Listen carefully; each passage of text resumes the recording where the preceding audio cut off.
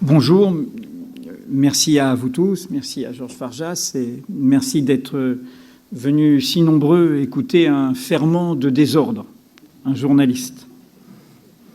Nous avons tous des reproches à faire aux journalistes, et parfois les journalistes les premiers.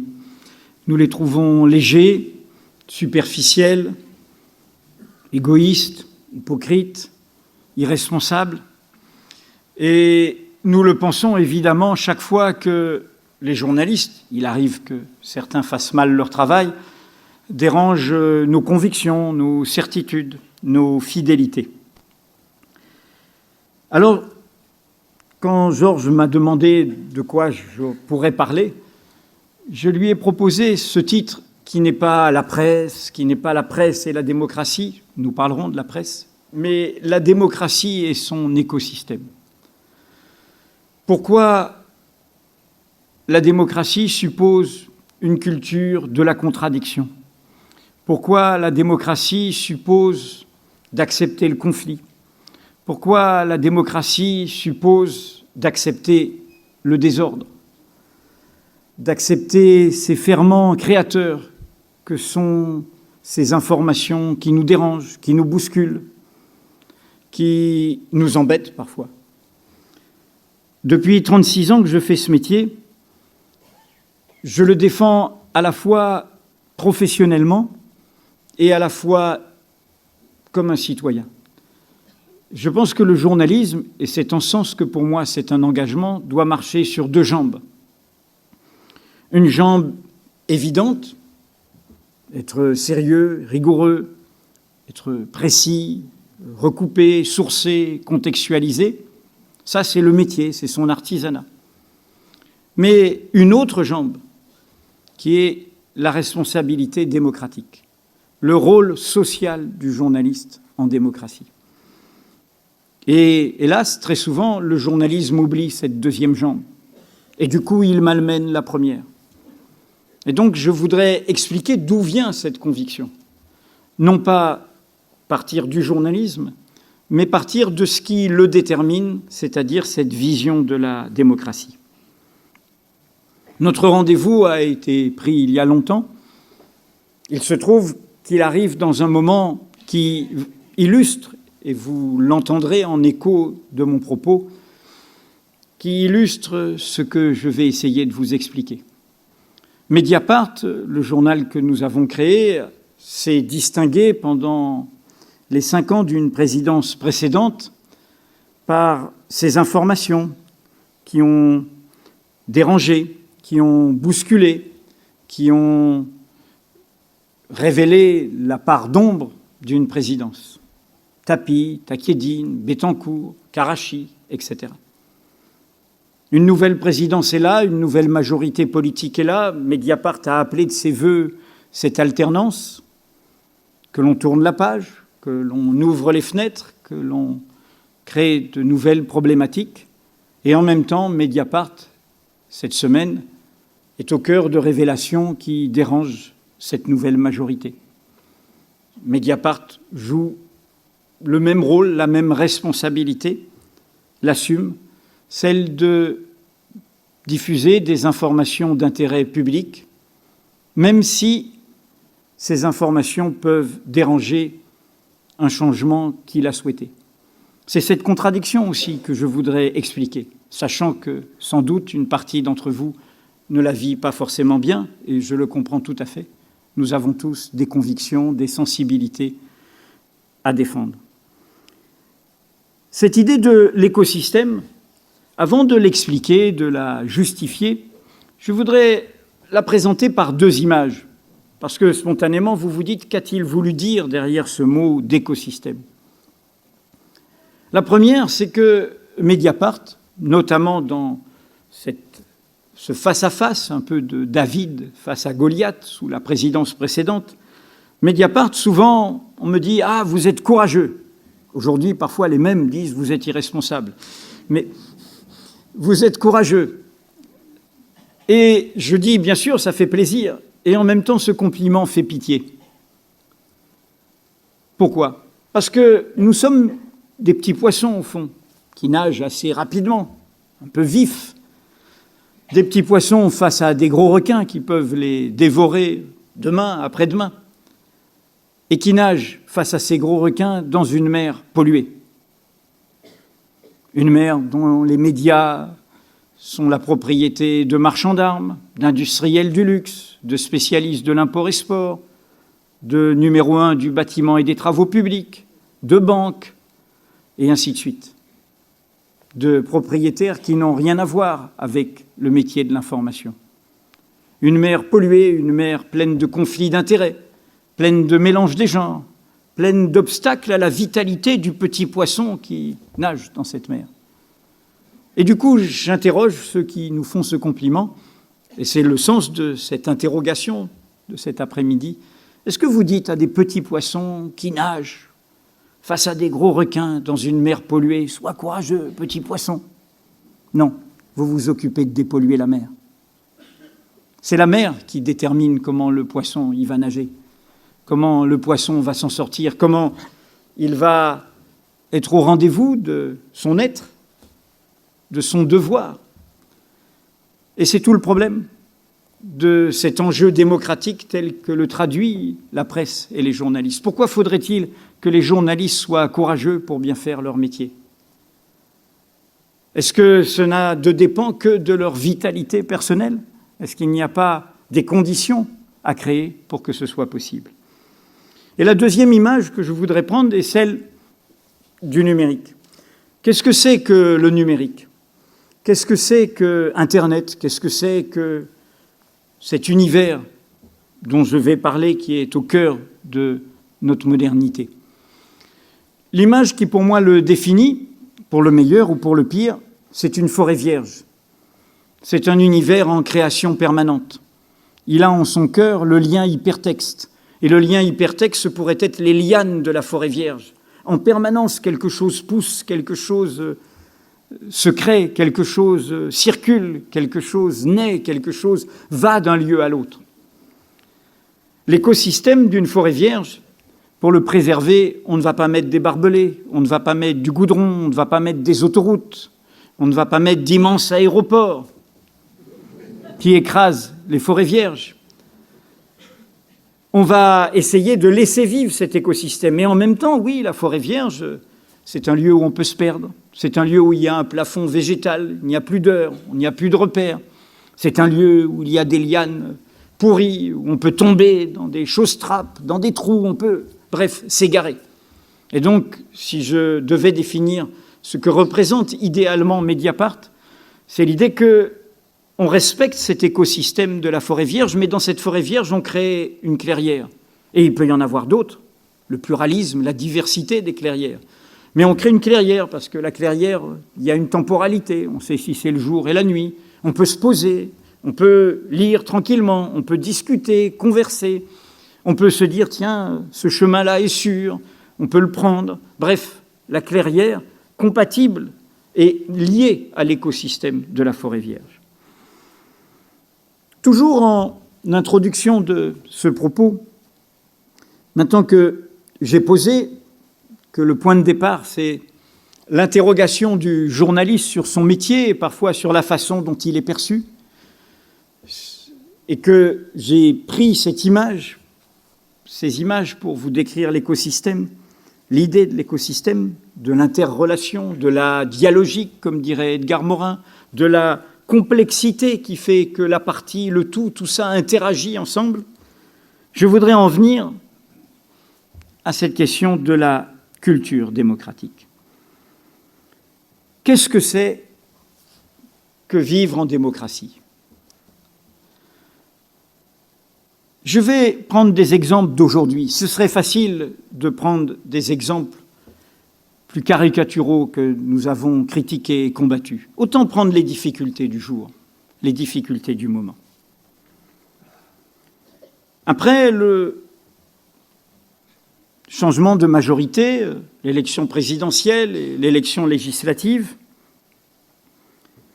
j'ai été très surpris par le contenu d'un texte qui a marqué la tonalité qu'allait prendre la nouvelle majorité politique, essentiellement socialiste, qui est le texte co-signé par Martine Aubry et Jean-Marc Ayrault, qui est sorti au tout début de l'été, en vue du congrès du Parti socialiste.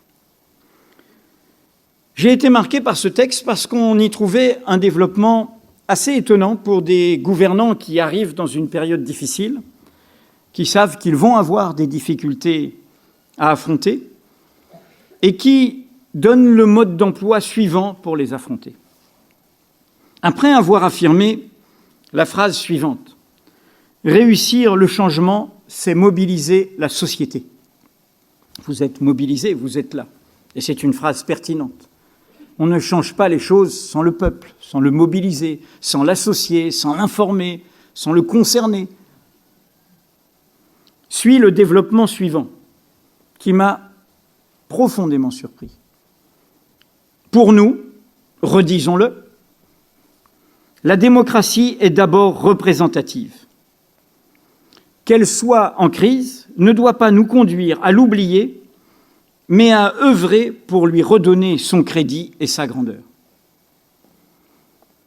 Après avoir dit qu'il faut mobiliser la société, il est dit sous forme de négation, redisons-le, sous forme de crainte, sous forme comme si la légitimité était mise en cause, que la démocratie est d'abord représentative. Comme si la représentation était menacée. Et comme si, au début du XXIe siècle, après plus de 2 siècles de bataille autour de l'idée démocratique, la représentation épuisait la démocratie. Comme si la démocratie, c'était simplement élire ses représentants et après, ne plus être mobilisé, justement, ne plus être concerné, ne plus être impliqué. Comme s'il suffisait de réduire la démocratie au fait « nous sommes élus, nous sommes vos représentants, donc laissez-nous faire ». Et j'ai d'autant plus été étonné que, quelques temps après, juste après, alors même que la nouvelle majorité disait qu'elle voulait rendre son pouvoir au Parlement, donc aux représentants, aux élus de la nation, sur une question essentielle, celle de la rénovation et de la déontologie de la vie publique, le nouveau président de la République a nommé une commission. Et donc a fait le choix de confier ces questions à une commission qui s'est réunie en secret, qui n'a pas fait d'audition, qui n'a pas tenu de site Internet, qui n'a rien rendu public pendant ses travaux, présidée par Lionel Jospin, et en écho, on a mentionné Georges Clemenceau, à la phrase de Georges Clemenceau, « Si vous voulez enterrer un problème, créez une commission ». Pourquoi dis-je cela ? Le rapport Jospin est sorti depuis, des travaux ont eu lieu, un constitutionnaliste a émis son avis critique. Mais cette conception-là intriguait, après toute la confiscation démocratique que nous avions vécue. Se disait qu'au fond, ces questions de la rénovation de la vie publique, de la déontologie de la vie publique, c'était des questions que le Parlement devait débattre. Imaginez un agenda politique où, pendant tout cet automne, le débat aurait eu lieu dans les assemblées, au Sénat, à l'Assemblée nationale, autour de la vitalité de la vie démocratique. Comment la rendre plus proche des citoyens dans un moment où, c'était dit par M. Ayrault et Mme Aubry, la démocratie est en crise, l'abstention progresse, le refus, la critique des partis politiques existants. Et donc, au lieu de ça, on fait une commission. Et on la confie à quelqu'un. J'ai revisité un des livres écrit par Lionel Jospin après la défaite de la gauche en 2007, celle de Ségolène Royal.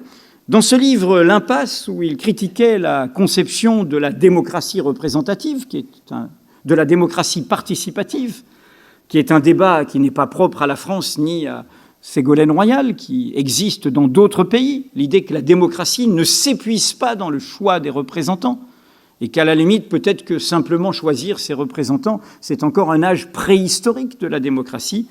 Je lis ceci sous la plume de Lionel Jospin. « Dans tous les pays où règne la démocratie, elle est représentative. L'ensemble du peuple ne peut exercer sa souveraineté qu'en déléguant à ses élus le pouvoir de décider en son nom et conformément à des orientations qui lui sont soumises. » Et donc voici le paradoxe. Nous sortons d'un présidentialisme exacerbé, qui a mis à mal le débat démocratique. Nous avons voulu une dynamique démocratique et au même moment, il y a l'affirmation d'une crispation autour d'une démocratie représentative qui elle-même reste au piège de ce présidentialisme, des choix du président, de la désignation par le président, des commissions, des nominations, et d'une crainte de la vitalité populaire elle-même. Il y a là, et cela dépasse les identités politiques, cela pose le problème de la crise de nos élites, qu'elles soient politiques et économiques, par rapport à la complexité des défis que nous avons à affronter. Quelle est notre seule chance dans la période d'immense crise que nous traversons? La démocratie, la démocratie, la démocratie. Et certainement pas, au contraire, la crispation sur ceux qui seraient à notre place, sur ceux qui auraient la compétence mieux que nous, sur ceux qui seraient les sachants, les compétents, les éclairés à notre place. Et vous avez un exemple très concret de cela, quoi que l'on pense du fond du dossier, sous vos yeux. C'est en effet un aéroport et il s'appelle Notre-Dame-des-Landes. Oui, les élus ont voté. Eh oui, c'est légal, les élus ont voté. Oui, mais il se trouve que les élus ont voté et ça n'empêche pas qu'il y ait des protestations. Et ça n'empêche pas que des jeunes protestent. Et ça n'empêche pas que des associations protestent. Et ça n'empêche pas que des paysans ne soient pas d'accord. Et ça n'empêche pas que des formations politiques ne soient pas d'accord. Que fait-on? Les élus ont voté, démocratie représentative, fermez le banc? Ou est-ce que l'on accepte l'idée que la démocratie, c'est un peu plus compliqué? Que l'on discute, que l'on crée des compromis, que l'on écoute, que l'on crée des consultations, que l'on associe les usagers et que l'on ne considère pas que simplement la démocratie, pour reprendre une expression de Tocqueville, qui, comme vous le savez, n'était pas un révolutionnaire, ce n'est pas cette tyrannie douce où, au fond, le peuple, à intervalles réguliers, devrait choisir ses gouvernants et, entre-temps, revenir en servitude. Voilà ce que je voudrais vous expliquer à travers l'exemple de la presse. Et vous l'expliquez en vous faisant partager une inquiétude qui est celle du citoyen autant que du journaliste. Une inquiétude par rapport à ces temps non écrits que nous vivons, ces temps où la catastrophe est possible, ces temps où justement cette idée démocratique peut être mise en péril. Au nom de leurs difficultés, au fond, les peuples sont irresponsables, la crise est trop compliquée pour leur expliquer, donc on va faire à leur place. On va nommer des représentants des oligarchies régnantes, politiques, économiques, qui seront à la place du peuple ce qui est bon pour lui. Et ces gouvernants-là, ils ne voient pas les catastrophes eux-mêmes. Ils ne voient pas les difficultés. Ils pensent que tout ça est une ligne droite. Ils sont souvent dans leur bulle. Ils sont à l'image de ce qu'écrivait Victor Hugo. Un abîme est là tout près de nous. Nous, poètes, nous rêvons au bord. Vous, hommes d'État, vous y dormez. Parce que le peuple n'est pas stupide. Il voit les choses. Il sent les choses. Il invente aussi la réalité parfois. Les créations, les avancées démocratiques, les inventions démocratiques sont toujours venues dans une dialectique entre des dissidents, des audacieux, des ferments de désordre dans les élites du savoir, du pouvoir, de l'avoir et la dynamique populaire, l'invention populaire. Voilà ce que je voulais dire en propos liminaire et que je voudrais vous expliquer à travers l'exemple concret de la presse, de ce désordre démocratique nécessaire. Et je voudrais vous le faire en répondant à 3 questions. La première, c'est quelle est la question démocratique, politique essentielle qui est au cœur d'une société médiatique comme la nôtre?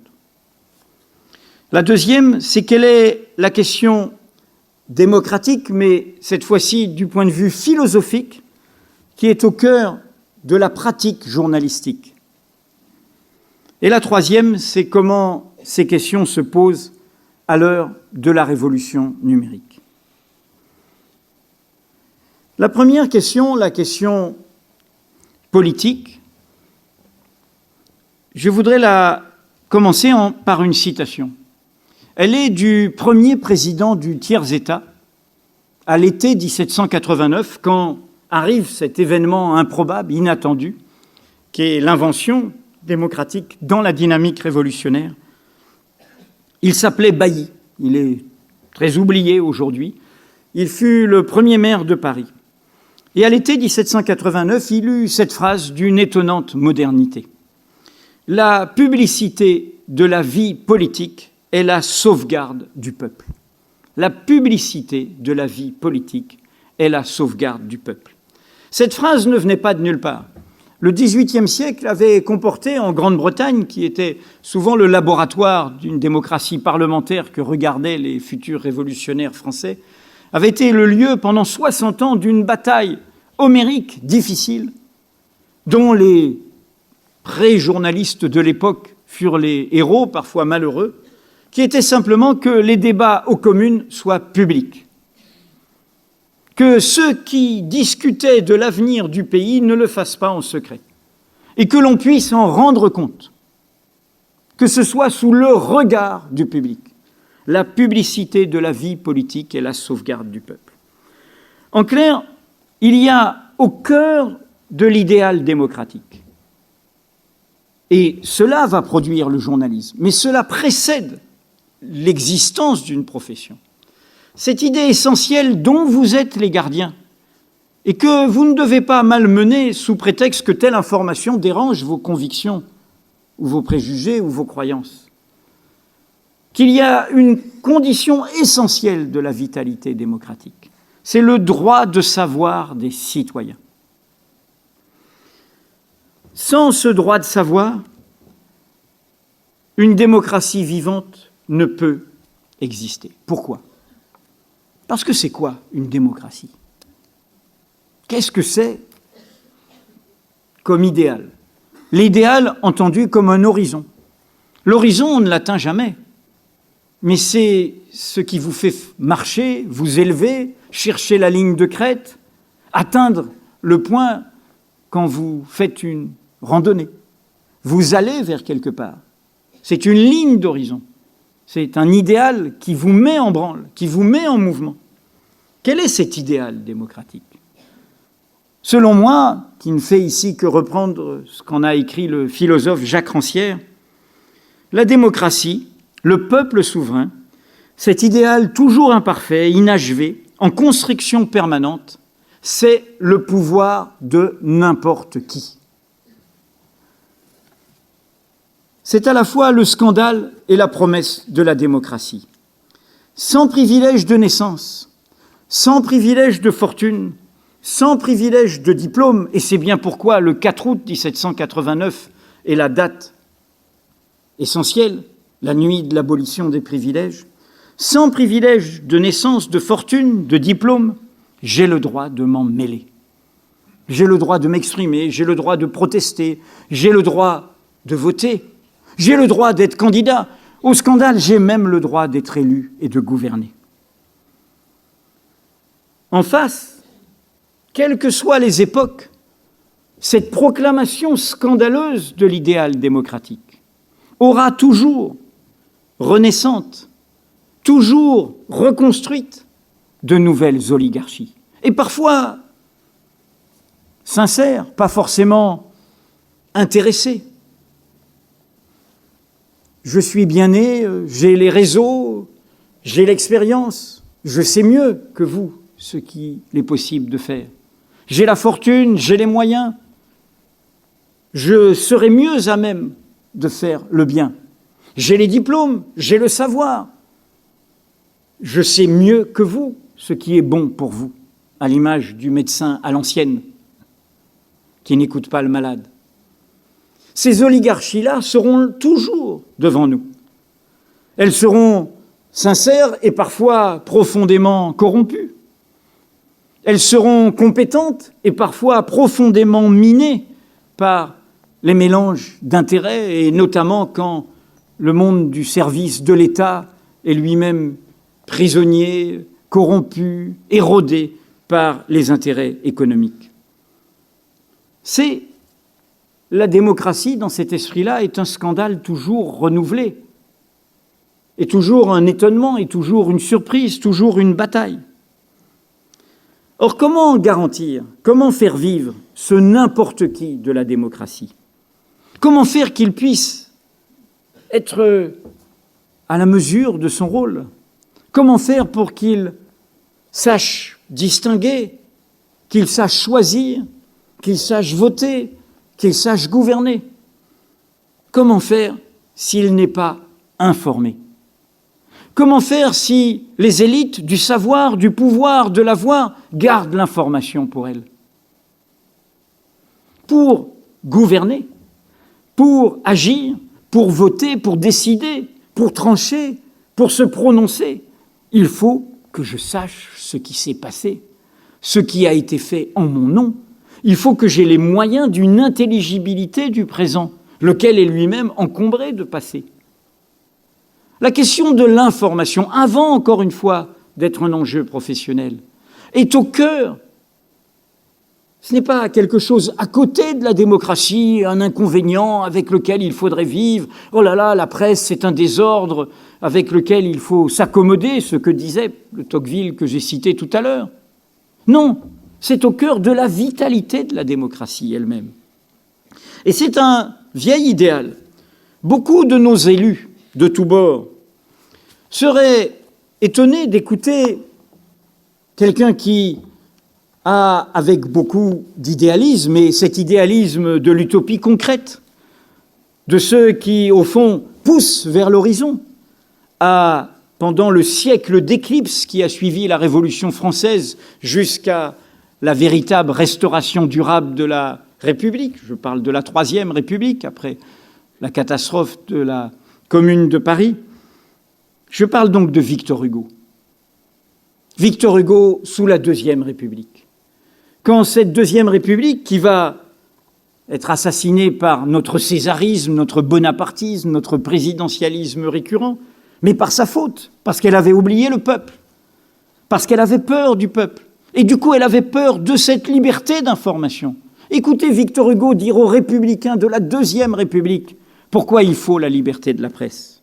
Permettez-moi, messieurs, les dames n'étaient pas conviées, en terminant ce peu de paroles, de déposer dans vos consciences une pensée qui, je le déclare, selon moi, devrait dominer cette discussion. Une pensée, c'est-à-dire quelque chose qui doit cheminer comme l'idée fondamentale. C'est que le principe de la liberté de la presse n'est pas moins essentiel, n'est pas moins sacré que le principe du suffrage universel. Ce sont les deux côtés du même fait. Ces deux principes s'appellent et se complètent réciproquement. La liberté de la presse à côté du suffrage universel, c'est la pensée de tous éclairant le gouvernement de tous. Attenter à l'une, c'est attenter à l'autre. La souveraineté du peuple, second discours, le premier était de 1848, celui-là est de 1850. C'est l'âme du pays. Elle se manifeste sous deux formes. D'une main, elle écrit, et il met cela en premier, c'est la liberté de la presse. De l'autre, elle vote, c'est le suffrage universel.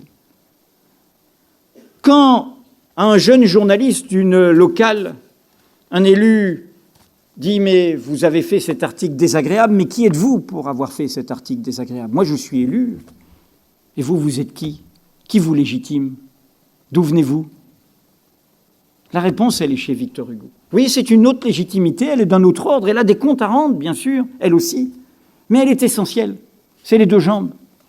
D'un côté, la liberté de la presse, l'information, et de l'autre côté, le vote, à égalité. Et donc la question politique qui est au cœur de la légitimité sociale du journalisme, et c'est bien pour ça qu'il a une responsabilité, le journaliste, c'est celle-là. C'est pourquoi il y a une profession particulière, avec ses droits et ses devoirs. Et c'est pourquoi il faut bien s'accorder sur ce que signifie aussi ce droit de savoir. Car ce droit de savoir a, dans un premier temps, été éclipsé par une autre liberté fondamentale, la liberté d'expression, c'est-à-dire le pluralisme des opinions. La presse, telle qu'elle est née dans le bouillonnement révolutionnaire, fut en grande partie d'abord le bouillonnement des idées, des opinions, du débat public. L'agora publique, avant que naissent les partis politiques, avant que tout cela se concrétise dans la vie démocratique, dans la représentation politique. Et du coup, on a longtemps cru que la liberté de la presse, c'est d'abord le pluralisme des opinions. Oui, ça en fait partie, mais ce n'est pas propre à la presse. Et c'est là où la révolution numérique que nous vivons nous remet les pieds sur terre. Jusqu'à une période récente, au fond, les journalistes s'étaient arrogé un droit qui ne leur appartenait pas. Un citoyen, pour exister dans l'espace public, faire entendre son opinion, sa compétence, son expérience, son parti pris, sa position, devait passer par le journaliste. Il fallait que le journaliste publie sa tribune, il fallait que le journaliste lui tende un micro, l'interviewe. L'intermédiaire, le médiateur était le journaliste. Cette fois-ci, c'est terminé. Les citoyens ont récupéré cette liberté qui est la leur et qui n'est pas le propre du journaliste. La liberté d'expression, le pluralisme des opinions, la défense de ses points de vue. Vous ne voulez pas m'entendre, vous ne voulez pas donner droit à mon combat, à ma cause, à mon point de vue, je fais un blog, je m'exprime sur un site, je vais sur Internet. J'ai les moyens, moi-même, de m'exprimer directement. C'est un ébranlement fondamental et qui est la meilleure nouvelle pour la démocratie, quelle que soit la déstabilisation que cela provoque chez les journalistes. Pourquoi ? Parce que du coup, cela remet les journalistes à leur place, à leur juste place. Je suis comme vous, j'ai des opinions, j'ai des convictions, j'ai des sensibilités. Mais cela ne me définit pas comme journaliste. Ce n'est pas ça ma raison d'être sociale. Ce n'est pas ça la finalité de mon métier. Mon métier, il est d'abord d'être au rendez-vous du droit de savoir des citoyens. Ma compétence, c'est d'être capable de vous fournir des informations d'intérêt public au service des citoyens pour qu'ils soient libres et autonomes dans leurs choix. Évidemment, et ce sera mon deuxième point, c'est là que les difficultés commencent. Et c'est là que nous en venons à la question philosophique. La question délicate, qui est à la fois au cœur de cette culture démocratique qui est mon propos et de la culture professionnelle des journalistes, qui à elle seule est un immense débat, c'est la question de la vérité, de la relation à ce qui est vrai.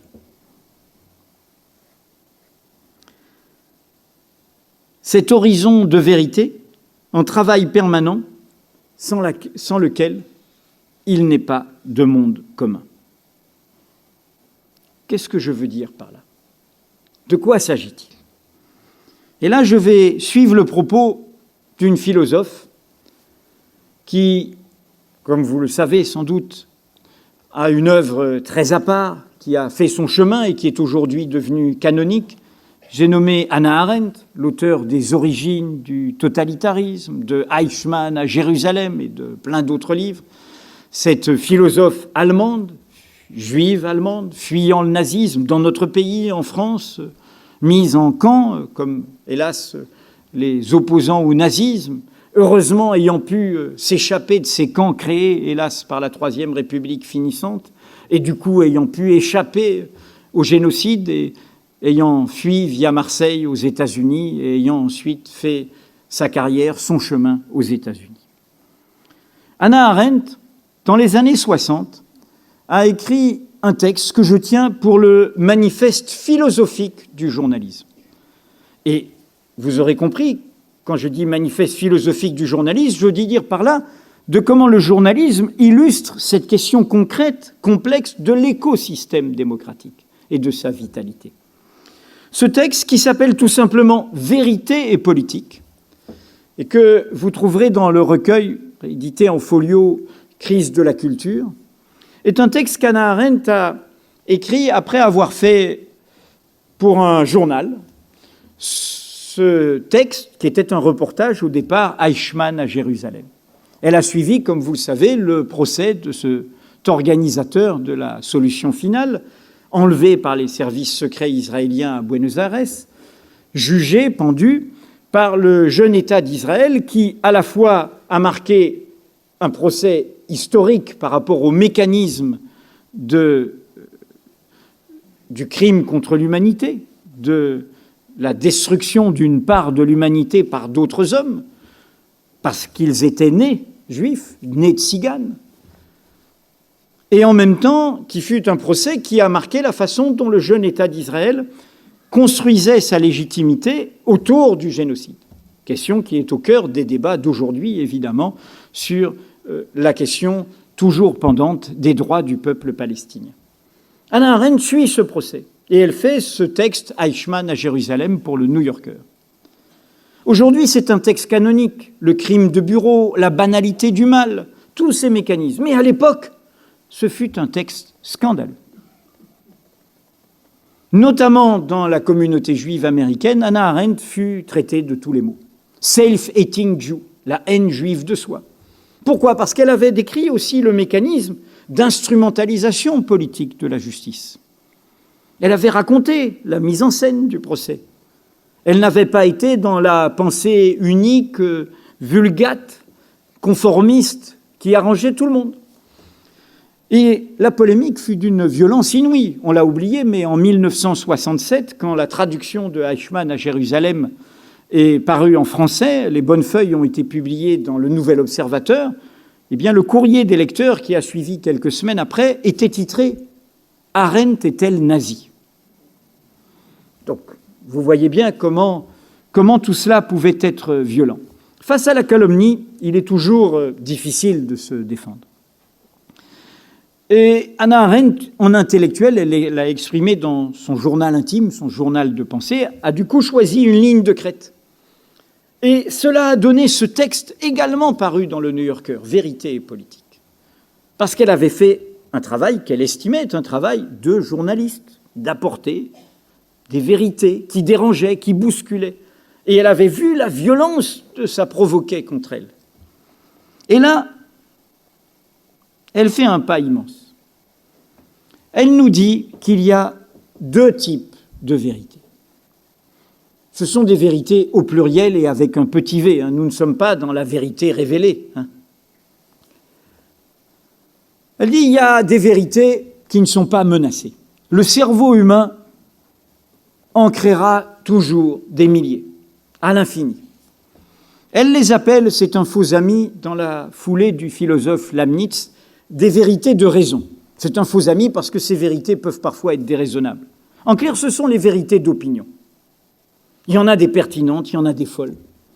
Il y en a des rationnelles et il y en a des illuminés. Il y en a des pacifiques et il y en a des meurtrières. Vérité d'opinion, vérité de préjugés, vérité de croyance, etc.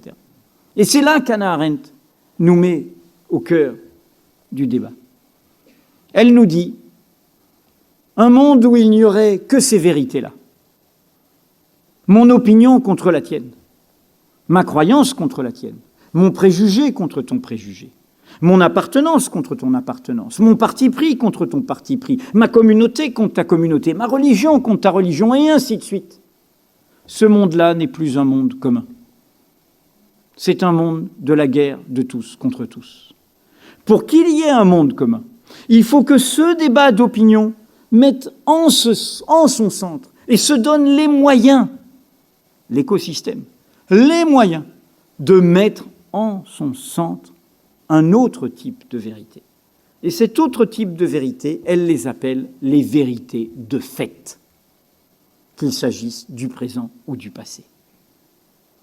Il faut qu'au cœur de la culture d'une démocratie, nous acceptions cette idée qu'il y a des vérités de fait et qu'il y a des conditions de production, de légitimation, de débat autour de ces vérités de fait. Sans une telle exigence, dit-elle, la liberté d'opinion n'est plus qu'une nouvelle mystification. N'est plus qu'une nouvelle mystification. Les chances qu'a la vérité de fait, ajoute-t-elle, de survivre à l'assaut du pouvoir. J'ajouterai aujourd'hui des pouvoirs, qu'ils soient politiques, économiques et parfois étatiques, au croisement des deux intérêts, sont très minces. Elle est toujours en danger d'être mise hors du monde par des manœuvres, non seulement pour un temps, mais virtuellement pour toujours. Les faits et les événements sont choses infiniment plus fragiles que les axiomes produits par l'esprit humain.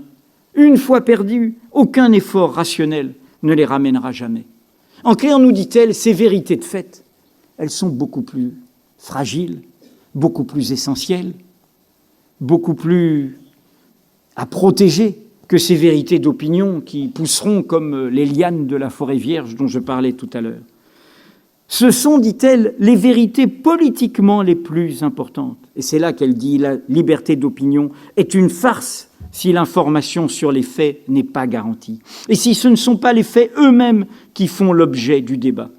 Et c'est là qu'elle ajoute ce que je ne peux qu'entendre qu'avec le témoignage de ma propre expérience.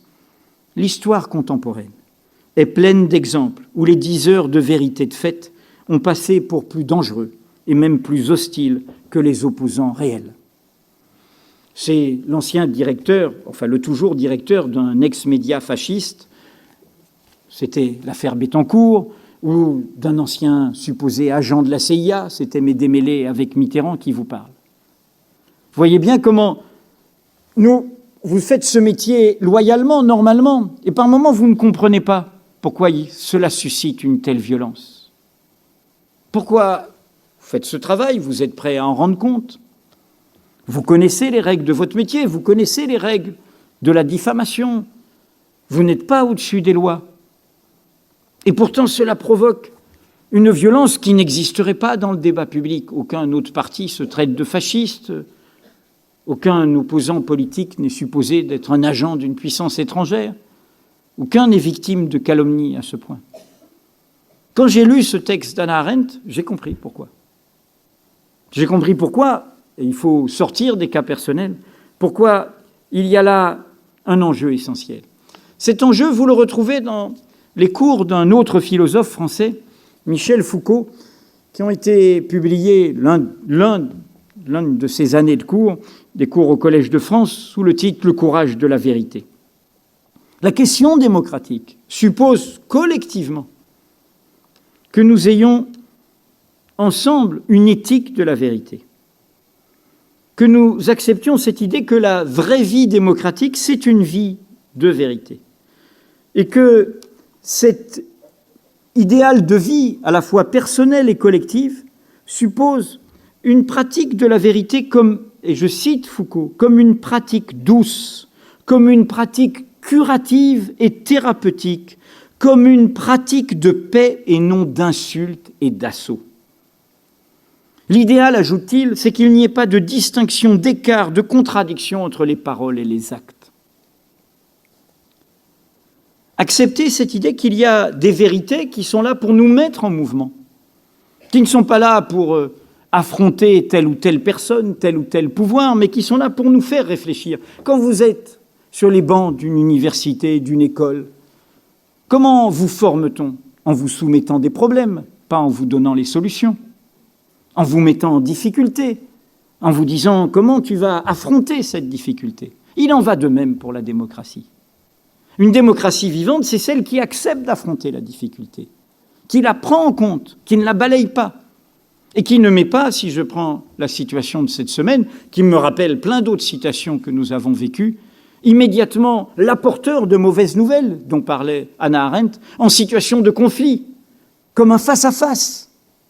Mediapart contre Cahuzac, Mediapart contre Sarkozy, Mediapart... Non, il y a des faits, ils sont là, on est prêt à en répondre, discutons, qu'est-ce qu'ils veulent dire. On est aussi sérieux sur la production de l'information Bettencourt que la production de cette information. Nous n'avons pas changé.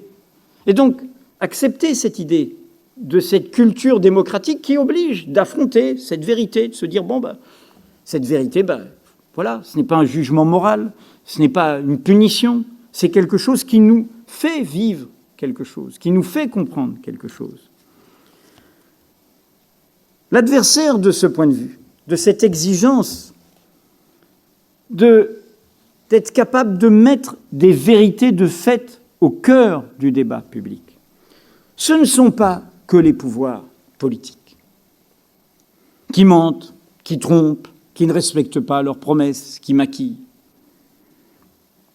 Ce sont aussi, sinon surtout aujourd'hui, les corruptions internes du journalisme et des médias. Quand les intérêts privés prennent le pas au cœur des médias sur le souci de l'intérêt public. De ce point de vue, il n'est pas inutile de revisiter ce que notre pays a vécu avant de vivre la catastrophe de l'abaissement national dans l'entre-deux-guerres. La presse française fut extraordinairement dynamique, avec une vitalité démocratique, y compris de l'affrontement démocratique, l'affaire Dreyfus en fut l'exemple, jusqu'en 1914. Après la crise et la saignée de 1914, la presse française de l'entre-deux-guerres a vécu une grande crise de faiblesse, qu'aujourd'hui l'on peut revisiter. Les historiens parlent de l'abominable vénalité de la presse française. Ce fut une presse livrée aux intérêts d'argent, cachée, masquée. Une presse où les propriétaires n'étaient pas les propriétaires apparents. Une presse où l'on faisait en sorte de déformer l'information sur les questions économiques. Ce fut au cœur des débats à la Libération sur la façon de refonder la presse. Et ce fut la raison peut-être d'une erreur historique, puisque la presse, du coup, s'est tournée vers l'État. Nous avons aujourd'hui la presse la plus subventionnée, avec plus de 10% de son chiffre d'affaires fourni par des subventions étatiques. Mais l'origine de cela fut cette prise de conscience sur le fait que cette presse qui n'avait pas empêché, non seulement pas empêché, mais accompagné l'aveuglement qui mènera à l'effondrement de 1940, était une presse en son cœur corrompue, en son cœur au loin des exigences d'intérêt public, de soucis de l'intérêt général et du bien commun. C'est ce qui amènera un Albert Camus. Ce sont des phrases qui feraient sourire aujourd'hui dans notre monde de capitalisme financier, de spéculateurs et ainsi de suite. Toute réforme morale de la presse, écrivait-il dans Combat, en août 1944, au premier jour de la libération de Paris, serait vaine si elle ne s'accompagnait pas de mesures politiques propres à garantir aux journaux une indépendance réelle vis-à-vis du capital. C'est ce qui amènera la presse à se poser la question de, justement, cet écosystème qui garantit l'indépendance de ces producteurs de vérité de fait. Comment faire pour qu'ils ne soient pas soumis à des intérêts particuliers, pour qu'ils ne soient pas soumis aux contraintes du pouvoir? C'est peu connu parce que notre période actuelle est celle où les journalistes sont affaiblis, où les journalistes vont de plans sociaux en plans sociaux, où la presse elle-même est ébranlée par la révolution numérique dont je vais parler. Mais la déclaration de Munich, considérée comme la plus belle déclaration des droits et des devoirs des journalistes, est dictée en 1972, énonce par exemple ceci: la responsabilité des journalistes vis-à-vis du public prime toute autre responsabilité, en particulier à l'égard de leurs employeurs et des pouvoirs publics. C'est cela l'écosystème. Cela veut dire que la liberté de la presse n'est pas un privilège des journalistes, c'est un droit des citoyens. Et pour que ce droit citoyen soit possible, il faut créer les conditions où le journaliste peut résister à son employeur, peut résister au pouvoir public, a le moyen de dire « ma légitimité, elle est de cet ordre ». Ce que expliquait la déclaration de Munich en continuant en disant « le droit à l'information, à la libre expression et à la critique est une des libertés fondamentales de l'être humain. De ce droit public à connaître les faits procède l'ensemble des devoirs et des droits des journalistes. » Telle est l'interaction l'alliance nécessaire, la confiance nécessaire entre le public et les journalistes, à laquelle les journalistes doivent essayer d'être à la hauteur et à laquelle le public ne doit pas être indifférent. Vous avez besoin des journalistes. Vous avez besoin des journalistes au ce sens que, justement, ces informations qui vont vous déranger, ce scandale de la vérité qui va bousculer vos convictions, vos opinions, vos fidélités, c'est mon image du problème de tout à l'heure. C'est cela qui va vous mettre en mouvement. C'est cela qui va faire un déplacement. C'est cela qui va faire que, tout d'un coup, vous allez discuter avec quelqu'un qui n'a pas la même opinion que vous et vous mettre en mouvement ensemble. C'est cela qui fait que l'histoire n'est pas écrite, qu'elle est ouverte, qu'il y a des possibles et que vous en êtes les auteurs. Un journaliste américain a fort bien théorisé cela. Il s'appelait Robert Ezra Park, il est devenu universitaire à l'âge de 50 ans, il a fondé l'école de sociologie de Chicago, c'était au début du XXe siècle. Et Robert Ezra Park a écrit un texte qui s'appelait « News as a form of knowledge », les nouvelles, les informations comme une forme de connaissance, de savoir pratique, utile sur le réel, dans lequel il écrit ceci, qui bousculerait bien des journalistes qui pensent qu'ils sont d'abord des commentateurs, des directeurs d'opinion, des éditorialistes, alors que ce n'est pas ça le cœur de leur métier. Le cœur du métier, c'est l'enquête. J'ai cherché, j'ai trouvé, je vous démontre. C'est le reportage. J'ai été voir, je vous raconte. C'est l'analyse. Je mets en perspective comme un puzzle. Je vous fais comprendre, je donne du sens. Ça, c'est le cœur du métier. Et que dit-il, Robert Ezra Park ? Ce sont les informations plutôt que les commentaires qui font l'opinion. Il ne peut y avoir d'opinion publique sur aucune action politique si la population ne sait pas ce qui se passe, ne serait-ce que dans les grandes lignes. Un journaliste en possession de faits est un réformateur plus efficace qu'un éditorialiste qui se contente de tonitruer en chair, aussi éloquent soit-il.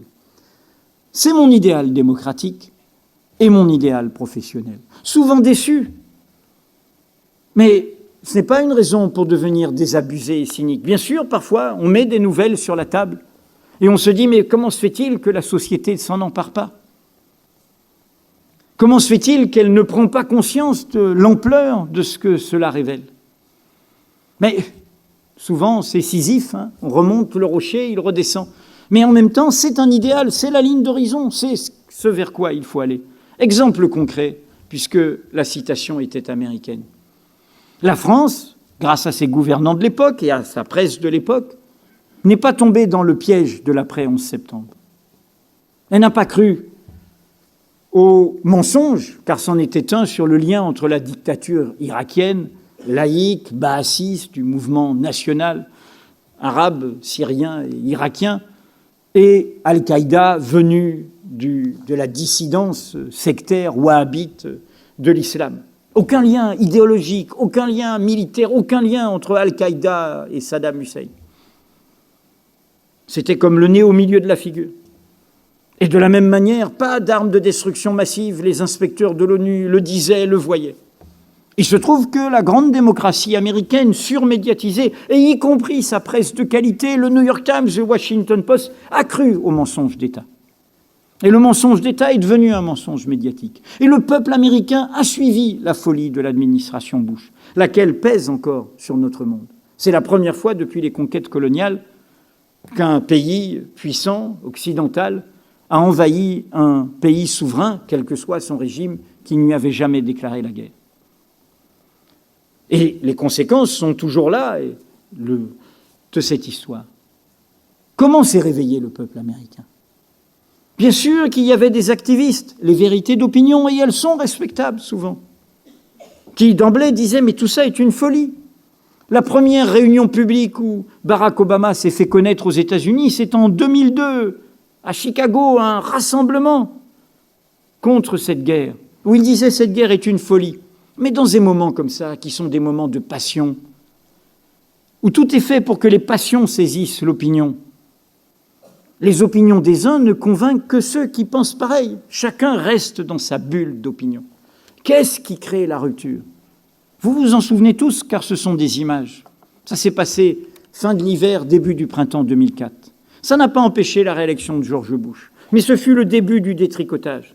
Un journaliste, moi je suis un tendre à côté, c'est un porc-épic, investigateur depuis 40 ans. Le massacre de My Lai durant la guerre du Vietnam, c'était déjà lui. Un spécialiste du Pentagone, il s'appelle Seymour Hersh. Et dans le New Yorker, le même magazine que je citais à propos d'Hannah Arendt, c'est lui qui révèle, vous vous en souvenez tous, Abu Ghraib, les photos, la torture. Et tout d'un coup, les États-Unis voient cela et se disent, c'est ça la démocratie que nous exportons?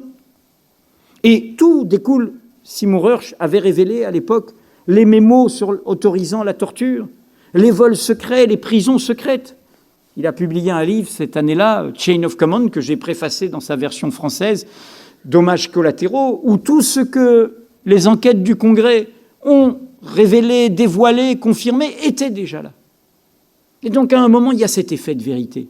Le journaliste qui révèle des faits, et qui est un réformateur plus efficace que l'éditorialiste. Et on regarde et on se dit, mais, ah bon? Et c'est ce que vous avez tous ressenti, évidemment, au moment des bandes Bettencourt. Cette idée de l'obscène, comme dit un magistrat du pool antimafia en Sicile, s'appelle Roberto Scarpinato. Obscène, en latin, c'est obscenum, ce qui est hors de la scène.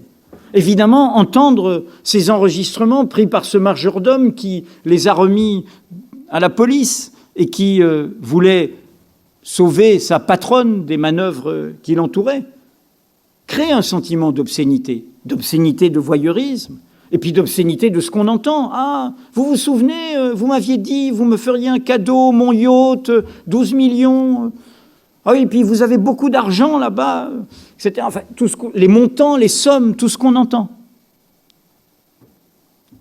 Mais qu'est-ce que nous avons découvert? L'obscène, derrière l'obscène, ce qui était derrière la scène, ce que l'on nous cachait, l'ampleur de la fraude fiscale, le fait qu'il y a un monde où, au fond, à un certain niveau de puissance et de relations, hein, les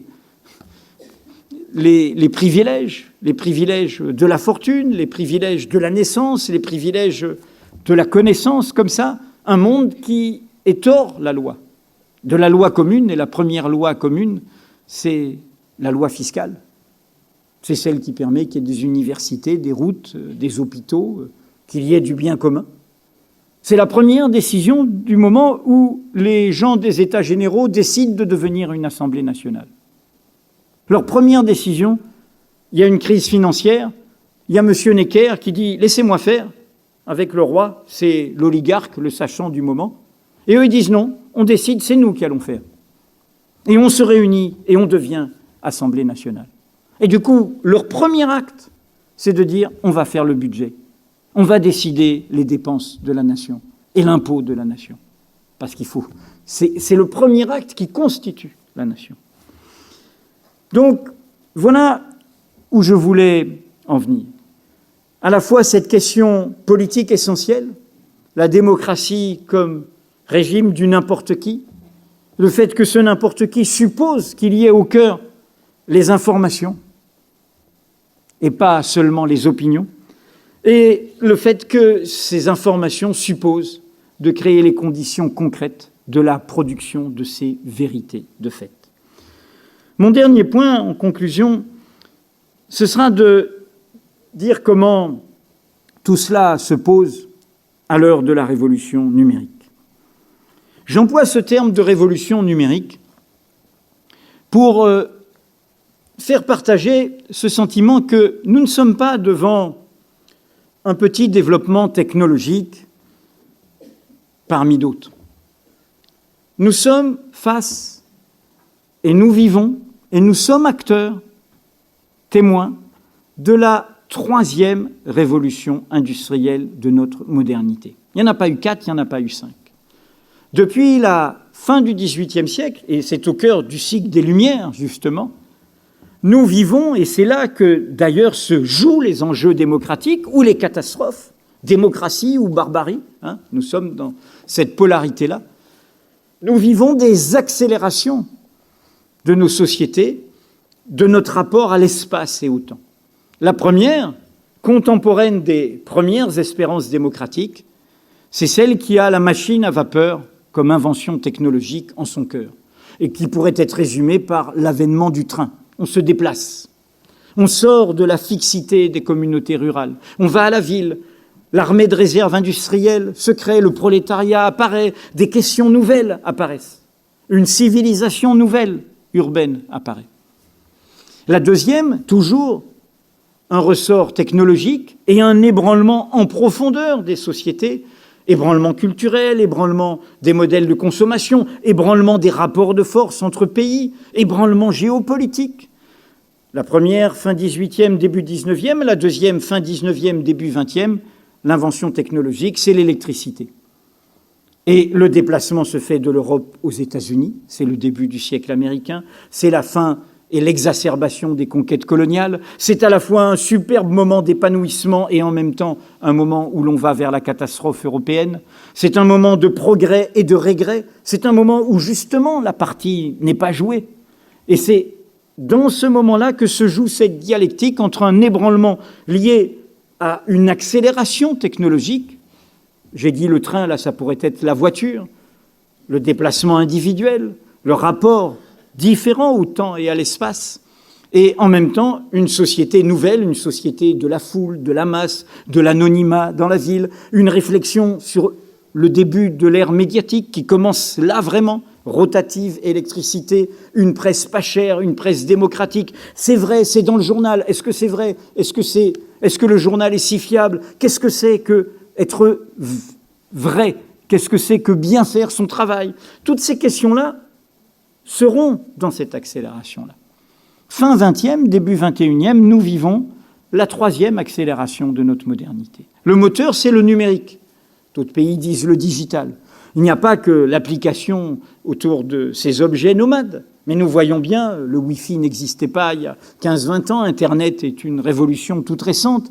Nous pouvons aujourd'hui lire la presse du monde entier en temps réel, nous pouvons communiquer par Skype, nous sommes dans aussi cette accélération du rapport au temps et à l'espace, un espace plus réduit et un temps immédiat.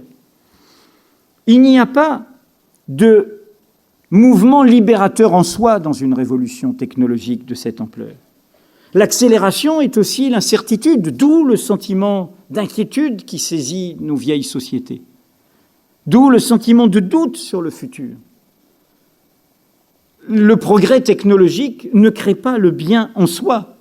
Ce sont les usages sociaux qui en détermineront les conséquences et par conséquent les avancées démocratiques. La révolution numérique que nous vivons dans tous nos usages et qui ébranle énormément certains secteurs économiques, qui détruit des richesses et qui en crée d'autres, appelle un sursaut démocratique. Elle appelle de se saisir des potentialités créées par cette révolution technologique pour approfondir la démocratie. Car dans des temps d'incertitude, nous n'avons qu'un point de repère, qu'un point de solidité. Non pas une histoire écrite où il y aurait un programme qui nous tomberait d'en haut, où on saurait comment s'en sortir, mais une histoire que nous devons inventer ensemble. Et comment l'inventer ensemble dans ce nouveau qui crée, dans cette incertitude, dans ces surprises, dans ces inattendus qui créent une nouveauté. Prenez les révolutions arabes. Et cette nouveauté, elle est à la fois une surprise, personne n'y pensait, elle ébranle des dictatures, elle crée l'apparition d'une nouvelle réalité politique qui nous inquiète par ailleurs, qui crée en même temps une nouvelle dynamique politique dans ces pays, évidemment l'islam politique. Donc toutes ces réalités-là supposent une délibération plus forte, supposent une information meilleure, supposent en clair, en parallèle avec cette révolution numérique, une révolution démocratique. Le mot révolution, entendu en clair, si d'aventure il vous faisait peur, comme un moment de création. Une révolution, ce n'est pas forcément quelque chose de violent, et c'est certainement pas quelque chose qui se décrète. C'est une invention collective, où on crée du neuf, où l'on crée du neuf dans une alliance entre la tradition et la modernité, où l'on prend ces idéaux du passé malmenés, abîmés, corrompus, et où au cœur de ces idéaux, on les prend et on les met plutôt au cœur de cette modernité, cette dynamique de la tradition et de la modernité. Alors en ce sens, le numérique est une opportunité formidable et qui appelle cet imaginaire nouvel. Vous voyez bien que le numérique, par rapport à mon point de départ, c'est évidemment une démocratie participative. Le journaliste, le sachant, est descendu de l'estrade. Il est discuté, prolongé, critiqué. L'expert, ce n'est pas seulement l'expert qui a un savoir d'en haut, c'est aussi l'expérience de l'ouvrier, l'expérience du retraité actif qui sait des choses et qui peut les faire partager. Ce n'est pas seulement l'expert nommé, étiqueté, c'est aussi l'expérience, ses usages du savoir concret et de l'apprentissage. C'est le partage. Le numérique est un idéal d'université populaire. C'est une démocratie horizontale. Le lien hypertexte est au cœur de cette révolution numérique. C'est ça qui fait qu'on peut faire des textes documentés avec renvoyant à leurs sources, entraînant un format PDF, mettant une citation. C'est ça qui fait qu'on envoie des courriels, des mails. C'est ça qui fait qu'on partage. Lien hypertexte. Profondément, l'idéal qu'appelle le numérique, c'est une politique de la relation. Je n'emploie pas ce mot par hasard. J'ai cité une petite phrase de Victor Hugo au tout début, sur les poètes. Dans des moments comme cela, les poètes parfois voient mieux, car ce sont des voyants qui voient ce qu'on ne voit pas, et c'est pour ça qu'on aime les poètes, c'est pour ça que la poésie peut nous parler, qui voient une trace, un chemin, qui, à ceux qui sont dans les habitudes de leur pouvoir, de leur puissance, est invisible. Politique de la relation, c'est un écho à l'œuvre de quelqu'un qui est un grand ami et comme notre père pour moi, Édouard Glissant, le grand poète martiniquais, qui a écrit la poésie sur la poétique de la relation, sur la philosophie de la relation. Et j'ai souvent dit que l'œuvre poétique d'Édouard Glissant est au fond profondément une poétique, et que c'est la poétique du siècle à venir, la politique du siècle à venir, une politique de la relation, une politique qui est soucieuse de la fragilité du monde, du tremblement du monde, une politique qui refuse ces identités à racines uniques, fixes, immobiles, qui ont peur du changement, qui ont peur de la relation, qui ont peur de l'autre, qui sont une construction idéologique. Car toute identité, au fond, est une identité de relation. Nous sommes tous faits de relations avec d'autres, avec l'autre, avec d'autres univers. Et donc nous sommes dans ce moment-là, soit se saisir et créer notre nouvel imaginaire démocratique, soit, au contraire, laisser la régression continuer. Car elle est à l'œuvre, la régression. Et s'agissant de l'univers médiatique, elle est évidemment à l'œuvre pour tuer l'information.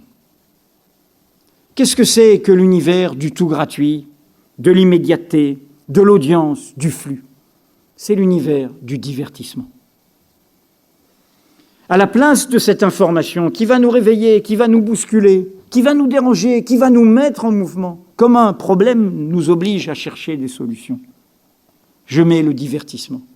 Je mets cette immédiateté, ce flux, cette anecdotique qui est en accès libre et qui ne me pose pas de difficultés et qui me met dans la conformité, dans le suivisme et dans, au fond, le refus d'affronter les difficultés du réel. Voilà pourquoi, en tant que journaliste, je vous appelle à nous aider à refonder l'écosystème de l'information dans ce pays. Car cette révolution démocratique que j'évoque signifie pour vous 3 principes. Il nous faut garantir le droit du public à l'accès aux informations, le droit de savoir, le droit de partager. Et derrière cela, il y a d'immenses batailles. La neutralité du numérique, par exemple, qui ne soit pas aux mains de puissances privées qui en contrôlent l'accès. Au fond, aujourd'hui, s'inscrire à l'université, acheter les meilleurs billets de train, se socialiser quand on ne peut pas se déplacer, cela passe par le numérique. Et en ce sens, le numérique devient un droit, l'accès au numérique, un droit aussi essentiel que l'eau et l'électricité. Cela fait partie de l'échange, du partage, et ce n'est pas du virtuel, c'est du réel. C'est une relation concrète qui peut se créer. Droit d'accès à l'information, open data sur les documents, sur ce qui se débat. Vous avez un petit pays qui a été le premier de l'effondrement de la crise financière, qui a compris tout cela. Alors c'est un petit pays, il a 350 000 habitants, c'est une île, mais avec des volcans. Ah, les volcans, c'est l'événement, la surprise parfois, l'inattendu. Il s'appelle l'Islande, vous l'avez deviné. L'Islande était un prolongement de la City de Londres. Elle a été prise dans cette bulle de la financiarisation, d'une économie qui sort du réel, où l'on croit que l'argent fait de l'argent tout seul. Et en fait, il détruit de la richesse réelle. Regardez ArcelorMittal, ce n'est pas autre chose qu'une histoire de Goldman Sachs, d'une histoire de banquier derrière. Et donc, ce pays, qu'est-ce qu'il découvre au moment de la crise des subprimes? Il est le premier à s'effondrer. Et il découvre que ces élites politiques, économiques et médiatiques, ayant partie commune, lui ont menti. Et du coup, ils mettent tout à bas. Et ils décident, ils font un comité de citoyens pour repenser la Constitution. Ils font un comité de citoyens pour analyser cette faillite. Ça donne un immense rapport. Et comme les nuits sont longues l'hiver, ce rapport est lu dans un théâtre par des acteurs, nuit et jour, où tout est détaillé de la faillite. Et du coup, ce pays qui refuse les médecines qu'on veut lui imposer, le FMI, la Banque mondiale, décide que, à l'avenir, ça s'appelle l'Icelandic Modern Media Initiative, la question du droit à l'information, du droit de savoir est une question essentielle. Et que s'il faut un paradis de l'accès à l'information, ils le créeront. Et du coup, vous savez quoi, ce pays, aujourd'hui, il a, si on l'intègre à notre ère européenne, bien sûr, il a l'un des taux de chômage les plus bas. Et il retrouve une perspective de croissance. Parce que la confiance dans l'économie, la confiance dans la dynamique d'un pays passe par là, par ce qui n'est pas justement monétaire, qui est de l'ordre de cet écosystème démocratique. Vous voyez bien que là, il y a un immense chantier. Nous n'avons pas en France de Freedom of Information Act, un texte fondamental de droit d'accès à l'information. C'est ce qui fait qu'il y a cette culture chez beaucoup de dirigeants dans tout secteur de ne pas répondre, de ne pas accepter l'interpellation, de ne pas donner l'information. Deuxièmement, il faut prévenir l'information elle-même des conflits d'intérêts qui la corrompent. Ces monopoles, ces déséquilibres, ces intérêts privés, le premier groupe de presse aujourd'hui, en presse quotidienne régionale, c'est le groupe EBRA qui possède toute la presse de l'Est de la France. C'est une banque, le Crédit Mutuel.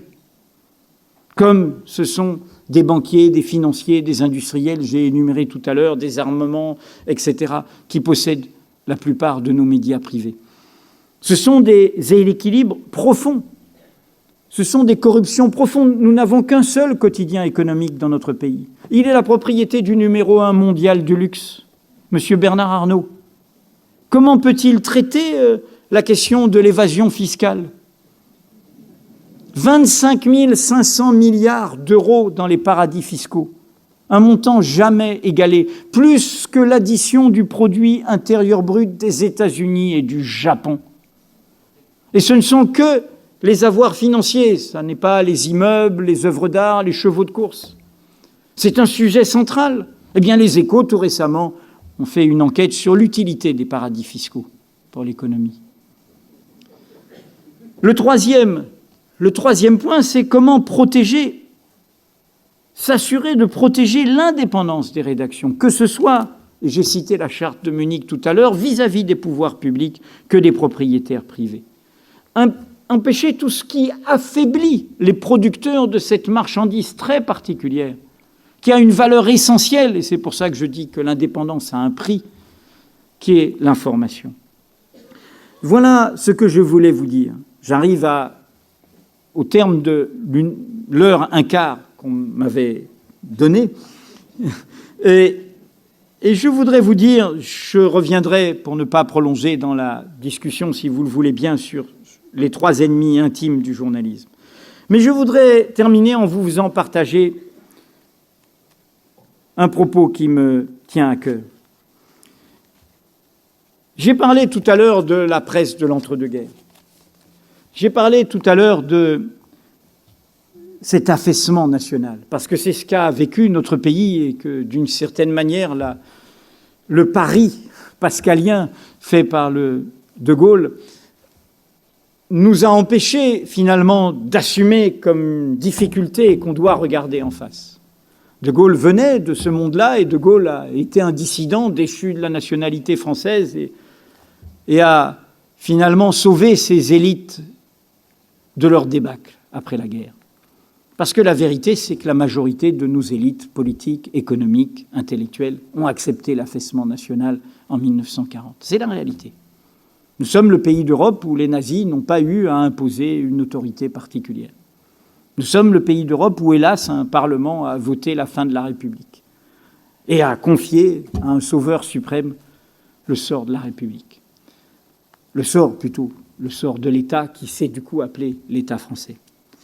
Pendant cet été 40, un homme qui n'était pas du tout un révolté, qui était une institution universitaire, un patriote, un ancien combattant, un bon bourgeois, s'est mis à réfléchir. Cet homme s'appelait Marc Bloch. C'est l'inventeur avec Lucien Febvre de l'école des Annales, cette école qui va révolutionner l'histoire.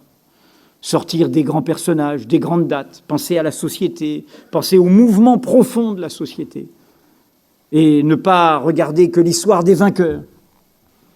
Et Marc Bloch écrit. C'est un livre qui ne paraîtra qu'après la guerre, car vous le savez, Marc Bloch va refuser toutes les propositions d'exil.